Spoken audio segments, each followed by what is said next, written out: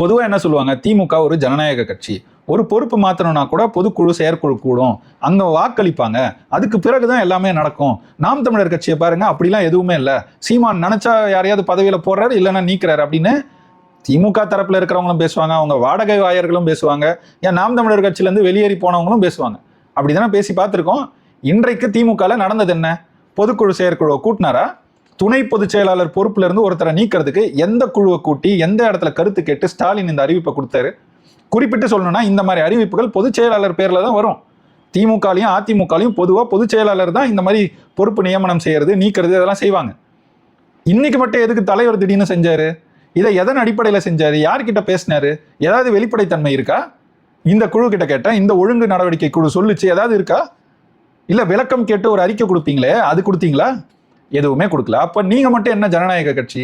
நாம் தமிழர் கட்சியை குறை சொல்றதுக்கு மட்டும் ஜனநாயகத்தை தூக்கிட்டு வர உங்களோட ஜனநாயகம் இன்னைக்கு எங்க?